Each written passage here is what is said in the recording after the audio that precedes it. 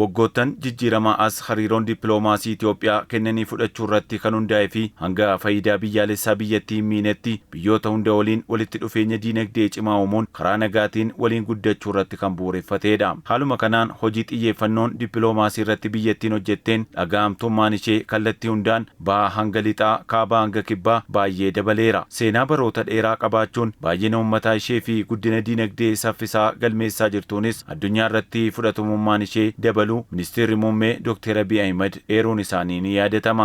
ታሪኳ የህዝብ ብዛቷ seenaa isheen baay'ina uummata qabduu fi biyyoottan addunyaa muraasa keessaa guddina diinagdee saffisaa galmeessaa jirtuun akkasumas hojii qabatamaa biyyattiin ashaaraa magariisaa wabii nyaataan of danda'uuf qonna irratti hojii hojjettee milkooftee fi anniisaa haaromfamaa irratti hojjetaa jirtuun dhaga'amummaa fi fudhatamummaan ishee dabaleera. Kanaanis hojiin dippiloomaasii milkaa'aan hojjetameera. Akka Ministeerri muummee Dr. Abiy Ahmed jedhanitti hojii hariiroo alaa bu'uurarraa jijjiiruun xiyyeeffannoon hojjetameen Itoophiyaan miseensa garee BRICS ta'uun guddummaa biyyattii addunyaatti daran kan mul'isee fi injifannoo dippiloomaasii isa guddaadhas jedhaniiru.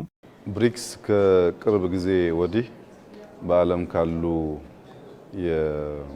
የስብስብ ኃይሎች መካከል BRICS yeroo dhiyoo as biyyoota garee humna guddaa horachaa jiranidha. Baay'ina uummataa qabanii fi diinagdee ijaaraa jiraniinis biyyoottan dhiibbaa uumanidha. Miseensa garee kanaa ta'uuf biyyoonni 40 ta'an iyyannoo gaafatanis kanneen keessaa 6 qofatu fudhatama argate. Isaan keessaa tokko Itoophiyaadha. Kunis uummata keenyaafis ta'ee biyyoottan Afrikaaf kan nu boonsuu fi injifannoo dippiloomaasii isa guddaadha. ሟልተው የብሪክስ አባል መሆን ችለዋል።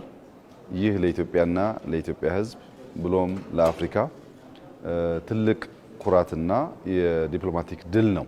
Yaadama Ministeera muummee Dr. Abiy Ahmed kan ta'e falaasamni daamus karaa hundaa hirmaachiseen waliin badhaadhuu, ollaa waliin nagaan jiraachuu fi waliin guddachuu irratti kan hundaa'edha. Gama biraatiin dippiloomaasiin biyyattii fedhii lammiilee giddugaleessa kan taasifatee fi walitti dhufeenyi naannawaa tasgabbaa'aa ta'e daldala bilisaan kan walitti hidhame akka ta'u kan deeggaruu fi hojjetudha. Addatti ammoo waggoota dheeraaf gaafachuun saalfatamaa kan ture gaaffiin ulaa galaanaa karaa haqummaa isaa eeggateen dhimma faayidaa biyyaalessaa ta'e hojiitti akka hiikamuuf hojjetamaa kan jiru waggoottan jijjiiramaan asittidha.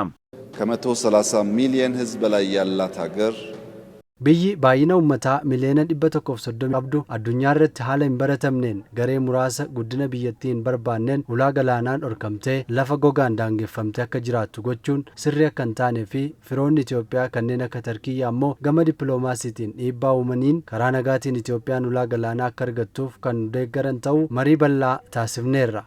ጫና በመፍጠር በሰላማዊ መንገድ ኢትዮጵያ የሲ አክሰስ ማግኘት የምትችልበት ሁኔታ እንዲያግዙ በስፋት ተወያይተናል።